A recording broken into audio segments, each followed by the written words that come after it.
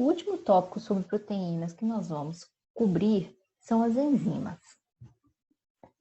As enzimas são proteínas extremamente especializadas, com um poder catalítico extraordinário. Catalisador é uma substância que aumenta a velocidade de uma reação sem participar dela de fato. Então, ela reduz a energia de ativação, né? Reduz a energia necessária para que a reação aconteça. Com isso, ela gera um aumento de velocidade nessa reação, mas ela não participa em si, no sentido de que ela não é convertida, ela não é alterada durante esse processo. Ela participa, auxilia e sai dali sem nada acontecer com ela. Ela tem um alto grau de especificidade com o substrato, né? Então, quer dizer que ela é muito específica para um determinado substrato. Ela acelera consideravelmente as reações químicas. E o mais importante delas é que elas trabalham em condições moderadas de temperatura e pH. Então, você não precisa de condições extremas para que tenha um aumento de velocidade. Reações, normalmente, endotérmicas, normalmente já são favorecidas e a velocidade delas aumenta, por exemplo, pelo aumento de temperatura. Da mesma forma, reações exotérmicas são favorecidas pelo abaixamento de temperatura. Então, a gente tem mecanismos já, outros mecanismos, né, que permitem aumento de velocidade, mas que muitas vezes, no nosso caso, que estamos trabalhando com alimento, pode gerar outros problemas, né? Por exemplo, quando a gente aplica temperatura, a gente tem perdas nutricionais, alterações de viscosidade, né? Então, isso não é interessante para a gente que está trabalhando com alimentos, por exemplo. São poucos os catalisadores não biológicos, né, que têm essas propriedades. Então, catalisadores tipo enzimas que têm essa propriedade. Um exemplo de catalisador de um processo catalítico em condições extremas e que a gente usa bastante é na reação na análise de Kidal, né? na própria análise de nitrogênio. Para a gente fazer ali a digestão, para a gente acelerar, a gente usa catalisadores, a gente usa, né, sulfato de cobre, de potássio, mas a gente também precisa adicionar ácido sulfúrico e a gente precisa dar um tratamento térmico a 350 graus. Então, são condições muito extremas que a gente chega nisso, para a gente conseguir degradar a proteína ali, naquele caso, e liberar o nitrogênio. Em compensação, a gente tem condições bem mais amenas para chegar nisso, que são as enzimas. É o que acontece na maturação de queijos. Não é tão rápido, né? Mas de qualquer forma ela é muito mais controlada e ela acontece, a gente também chega na liberação até de nitrogênio e amônio por um processo muito mais delicado em condições biológicas que são com as enzimas.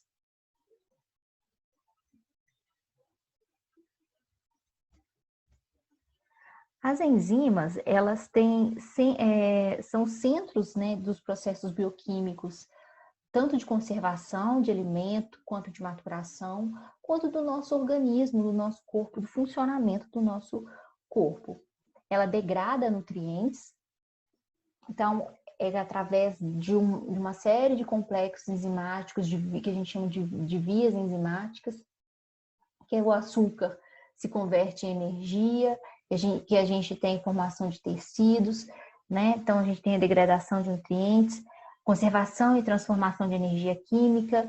Então, por que a gente tem liberação de ATP, né? Por que o açúcar vira a energia em outra forma, como é que ela usa depois.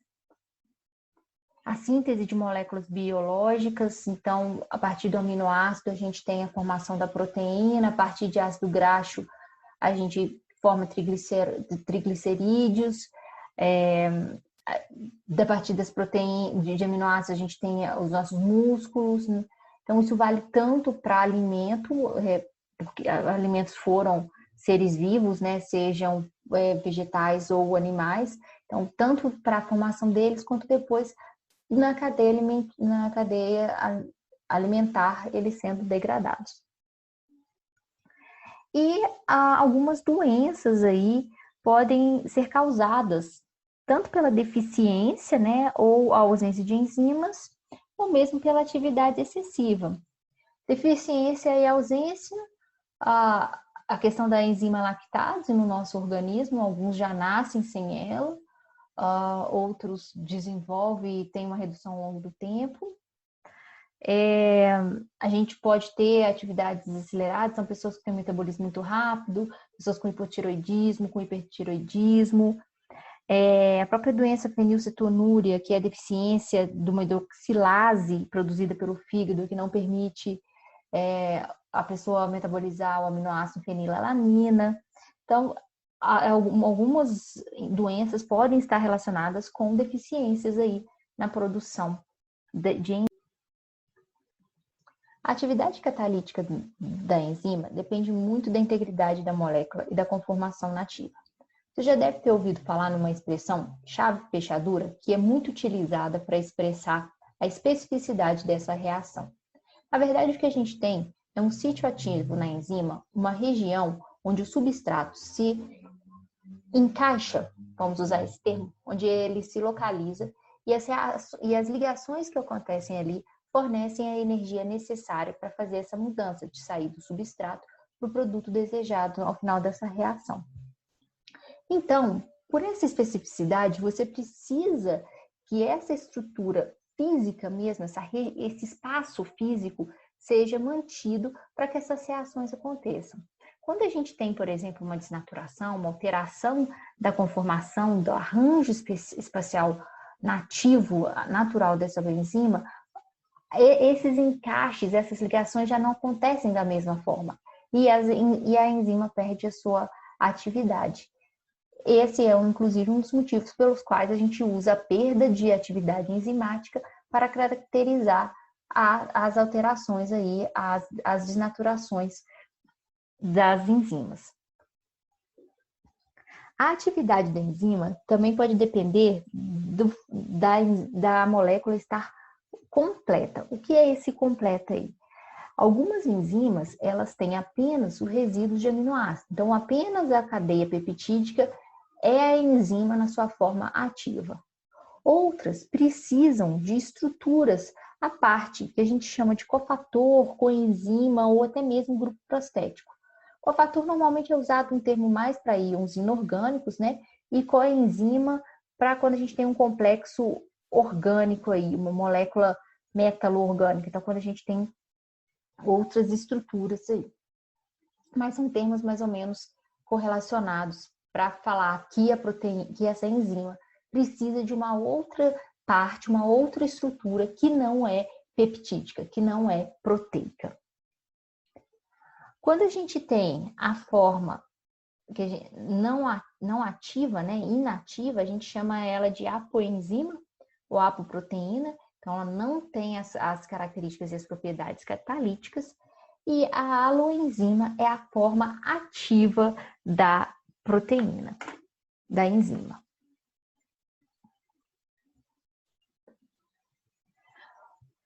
Também cheguei a comentar com vocês, quando eu estava falando da questão da importância da sequência de aminoácidos e da possibilidade de termos pequenas variações nessa sequência de aminoácidos, sem que a gente tenha a perda de função de proteínas, né? Então, a gente tem pequenas variações em enzimas sem que elas deixem de ter suas propriedades.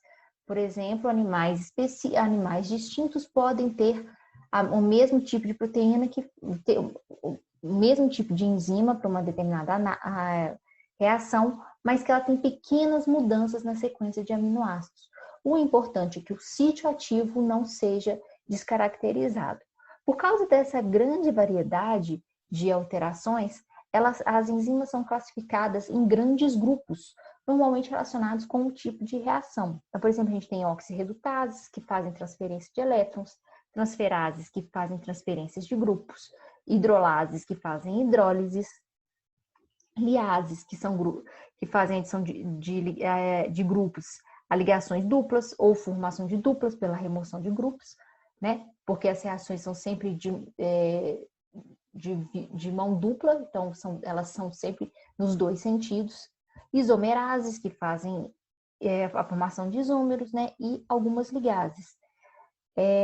Outra coisa que às vezes afeta e que modifica essas enzimas são condições. Muitas dessas enzimas são produzidas por micro-organismos, então às vezes as condições do meio também alteram. Então, em função do meio, até aquela questão que a gente falou de aminoácidos, de alguns estarem mais relacionados com resistência a calor, né, ou não. Então, essas pequenas mudanças permitem que a gente tenha enzimas com as mesmas finalidades, mas com pequenas variações nas sequências aí. Como eu falei, as reações são sempre nos dois sentidos. Então, se eu tenho a enzima com o substrato, ela forma um complexo, né, onde eles estão ligados aí, onde você tem a enzima e substrato.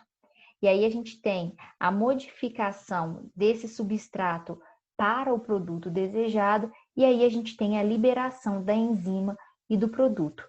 Ou seja, a enzima estava aqui numa sua forma original, ela forma um complexo, um agregado com o substrato que vira o produto e depois ela libera o produto mantendo a sua forma original.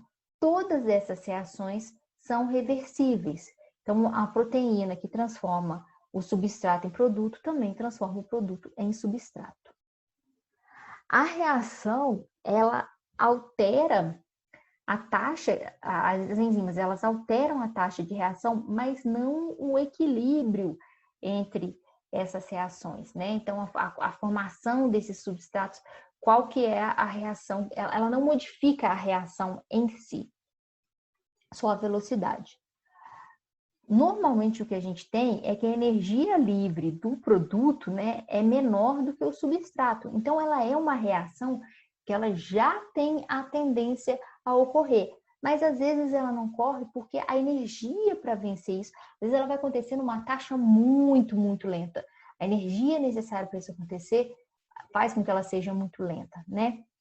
Então, essa energia assim, menor favorece a gente ter a formação do produto, mas não quer dizer que a gente vai perceber isso. Como falei, essa reação pode acontecer de uma forma muito lenta, e é onde as enzimas entram para acelerar. A gente normalmente tem uma barreira energética, né, que é vencida, como eu falei, pela energia de alinhamento dos grupos reativos, pela formação de cargas transientes e instáveis e o rearranjo das ligações. Então, o substrato, ele se liga ao sítio ativo daquela enzima, eles têm grupos, eles têm um arranjo, né, tridimensional, espacial, que favorece determinadas reações. Essas reações liberam energia que permitem a conversão, o rearranjo, a modificação de ligações, gerando o produto. Então, a reação, quando a energia de ativação é alta, a gente tem reações lentas, né? A taxa de reação, como eu falei, pode ser aumentada pelo aumento de temperatura, mas os catalisadores conseguem que essa taxa aumente sem você precisar disso, porque ele diminui a energia de ativação, ou ele estabiliza os intermediários que às vezes estariam formando e voltando para o original, ele estabiliza esse intermediário de forma que o restante da reação ocorra. Como eu falei, ela faz a reação nos dois sentidos, então é a enzima que catalisa o substrato em produto, também catalisa o produto em substrato. E já falei com vocês, o poder catalítico das enzimas vem da energia livre liberada na formação de ligações fracas e interações entre as enzimas e o substrato. Essa energia também contribui para a especificidade da reação, porque ela depende desse arranjo, dessa afinidade entre os grupos. Eu vou deixar o link de um videozinho para vocês assistirem. Esse vídeo é bem didático, mostra bem essa questão dos sítios, dessas reações que acontecem, dessas ligações que se formam no sítio, que permitem a modificação do substrato. Em alimentos, Em alimentos, a gente tem as fontes endógenas, então a gente tem enzimas existentes nos alimentos, o leite já carrega lipases, a gente falou, quando a gente está falando de carboidrato, da quantidade de frutas, hortaliças e vegetais que carregam enzimas, a famosa polifenol-oxidase, que é uma enzima que gera um escurecimento enzimático, que força o tratamento de uma série de vegetais para que a gente não tenha escurecimento. Então, a gente tem essas enzimas, elas são um desafio aí no processamento de alimentos. E a gente tem as fontes exógenas, então, é a introdução dessas enzimas no alimento. A gente tem os micro-organismos, né, os fermentos, inclusive os primórdios dos estudos com enzimas, elas eram chamadas de fermentos, porque foi onde começou a se perceber essa série de conversões, né? Então, especialmente fermentações alcoólicas, foram fundamentais para o estudo das enzimas. Então, no nosso caso, de laticínios, a gente tanto adiciona enzima pura, no caso do coalho, quanto a gente adiciona fermentos, os fermentos vão gerar metabólitos, que são as enzimas, né? Como a gente pode usar aí, no caso dos tratos de animais, como eu falei, o coalho é um grande exemplo para a gente, como de plantas, tem uma série de queijos também, né? Vocês já devem ter visto alguma coisa aí. A gente tem queijos que são adicionados de plantas para aumentar e favorecer essas reações. E a gente tem a questão das condições ambientais. As enzimas são muito susceptíveis às condições, inclusive aquelas que são produzidas por micro-organismos. Muitas vezes têm condições diferentes, então essa é a importância do estudo, de continuarmos buscando novas fontes, para que a gente tenha enzimas que sejam capazes de atuar, né, de agir em condições diferentes. Temperatura é um fator muito importante para a velocidade da reação e das enzimas, mas ela também tem um limite, senão você tem a perda dessas atividades. pH também. Praticamente todos os fatores que a gente falou de desnaturação proteica vão agir aqui também, favorecendo ou não as condições de ação das enzimas, porque elas tanto podem desnaturar como elas têm um ótimo para atuar. E a água aí, a atividade de água, ela precisa também, algumas enzimas, de um modo geral, elas vão precisar dessa água aí exatamente para você ter a distribuição do substrato, senão você não consegue permitir que ele se encontre num produto seco, é mais difícil, normalmente a gente tem uma lentidão aí nas reações enzimáticas.